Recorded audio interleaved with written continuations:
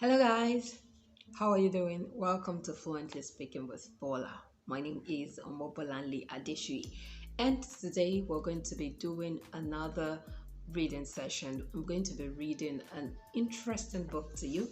This is Redeeming Love by Francine Rivers. For some of you who read a lot, Francine Rivers wouldn't be a new name to you.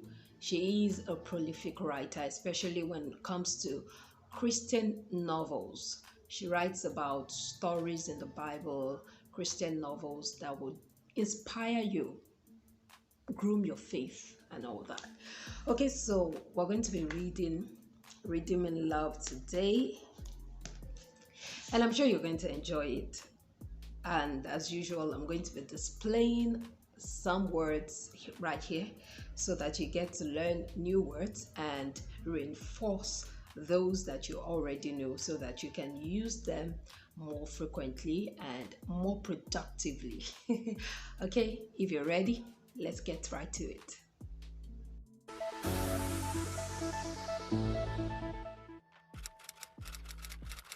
So what I'm going to be doing is just read you the prologue so that would in a way whet your appetite to want to get the book. So let's get to it and see where we get to from here. Alex Stanford was just like Mama said. He was tall and dark. And Sarah had never seen anyone so beautiful, even dressed in dusty riding clothes, his head damp with perspiration. He was like the princess in the stories Mama read.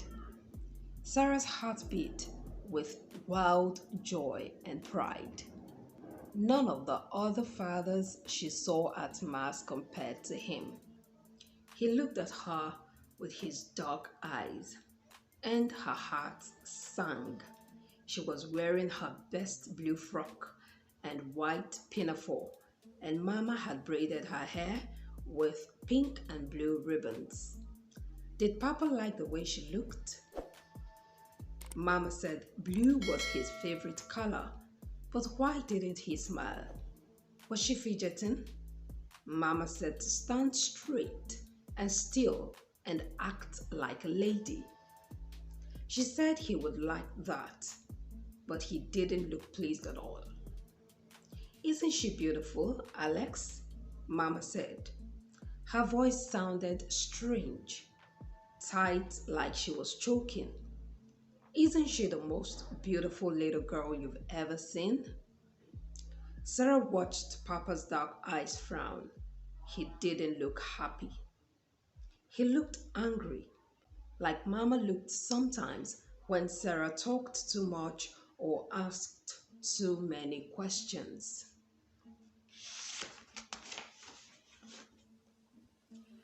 Just a few minutes, Mama said quickly.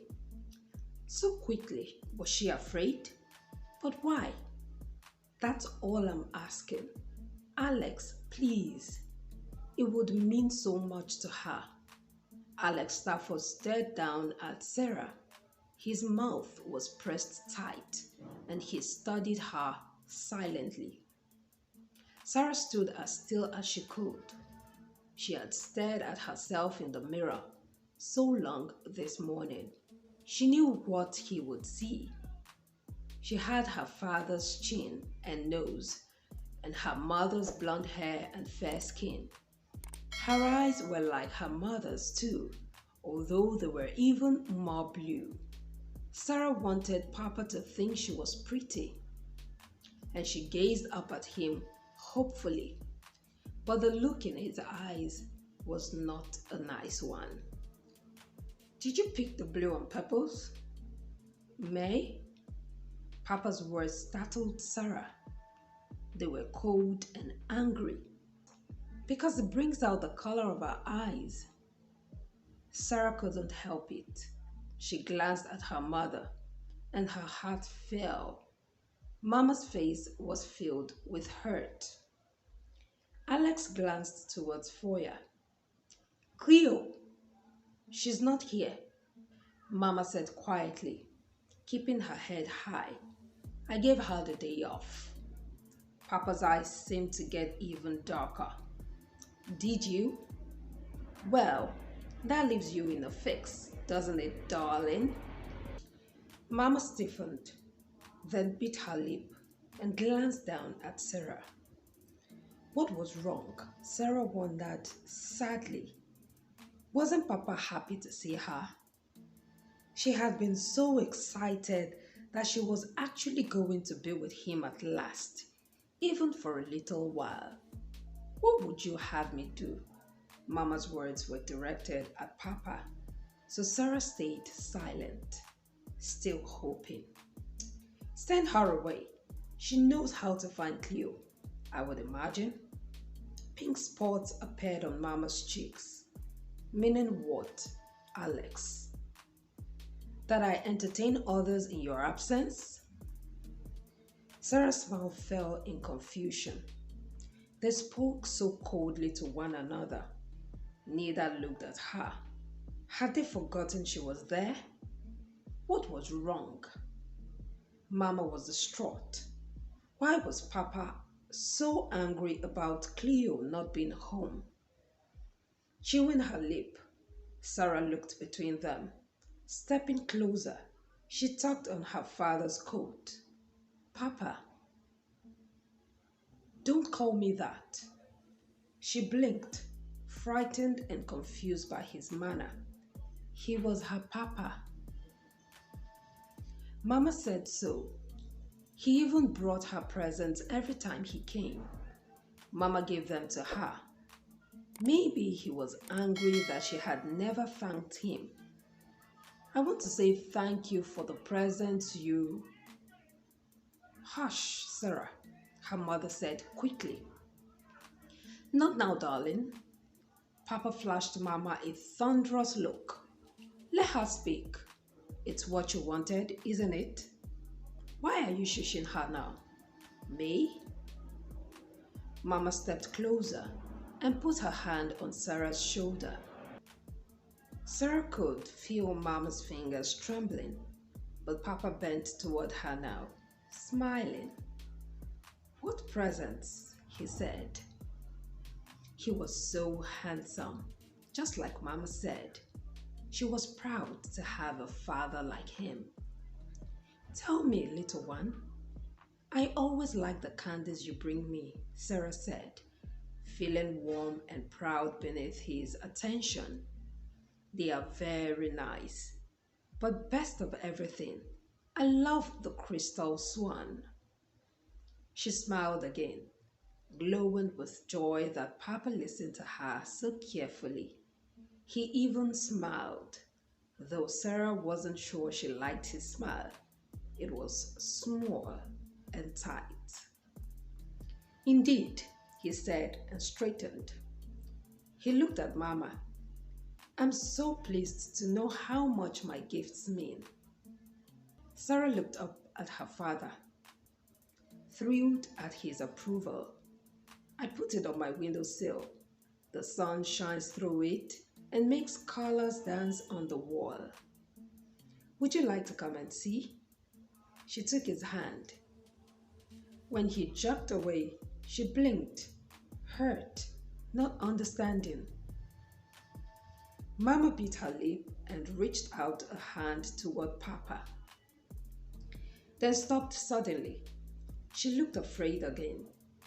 Sarah looked from one parent to the other, struggling to understand.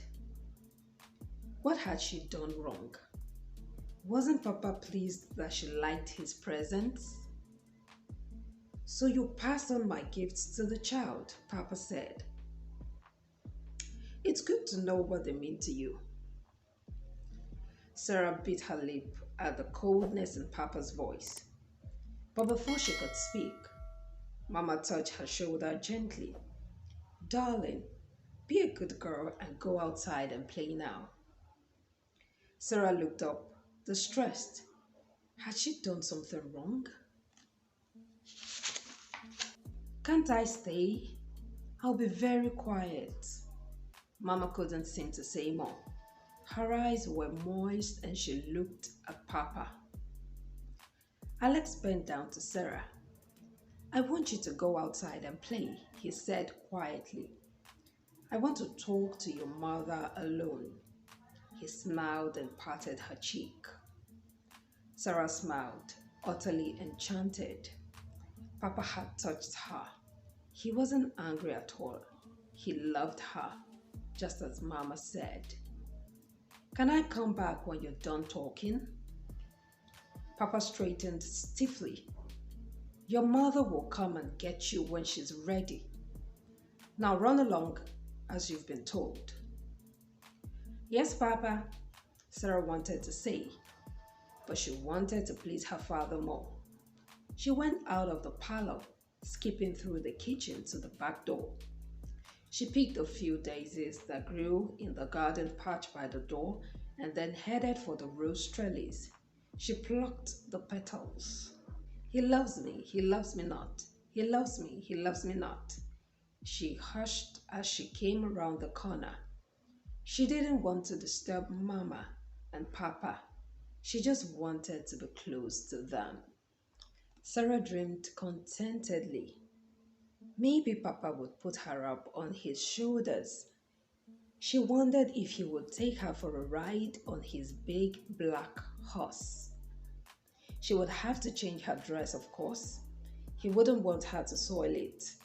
She wished he had let her sit on his lap while he talked to Mama. She would have liked that very much, and she would have been no bother. The parlor window was open, and she could hear voices.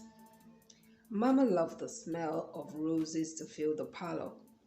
Sarah wanted to sit and listen to her parents. That way, she would know just when Papa wanted her to come back again. If she was very quiet, she wouldn't disturb them, and all Mama would have to do was lean out and call her name. What was I to do, Alex? You've never spent so much as a minute with her. What was I to tell her? That her father doesn't care? That he wishes that she had never even been born? Sarah's lips parted. Deny it, Papa. Deny it. I brought that swan back from Europe for you, and you throw it away on a child who has no appreciation for its value. Did you give her the petals as well? What about the music box? I suppose she got that too. The daisies fluttered from Sarah's hand. She sat down on the ground, careless of her pretty dress. Her heart slowed from its wild, happy beats.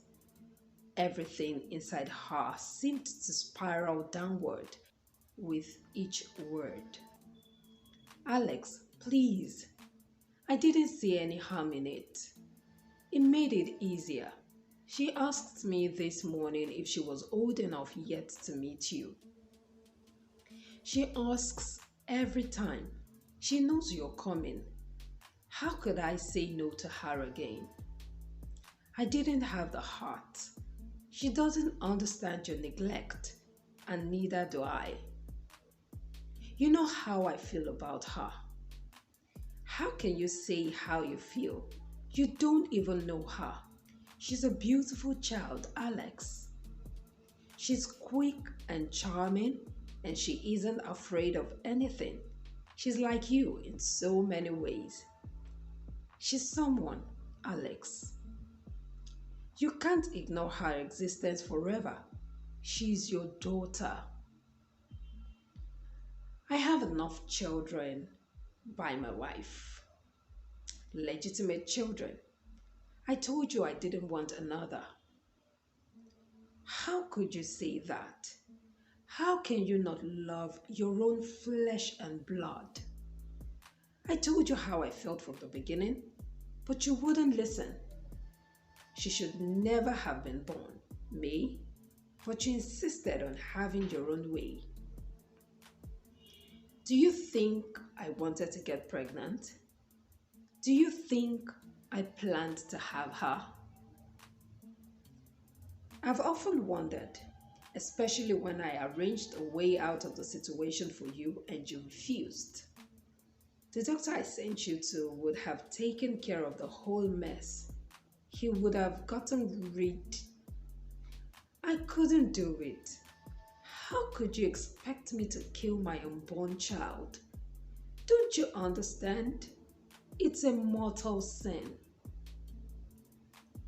You've spent so much time in church, he said derisively. Have you ever thought that you wouldn't have the problems you do now if you had gotten rid of her the way I told you? It would have been easy, but you ran out. I wanted her, Mama said brokenly. She was part of you, Alex, and part of me. I wanted her, even if you didn't. Is that the real reason? You're hurting me, Alex. Sarah flinched as something shattered. So guys, did you enjoy the read? Is it a book you think you might want to lay your hands on and read? Or did you learn new words? I'd like to know in the comment section. Drop that comment and let's interact. I notice a lot of you do not really comment. And then you slide into WhatsApp and then tell me, oh, you're doing a good job. Put that right here. I want to read your comments here. Give me the likes, share my video. Thank you so much. I really do appreciate you. If you've stayed till this point, then you must have really enjoyed it. Thank you so much. I'll see you in one of my other videos right here and right here. Bye.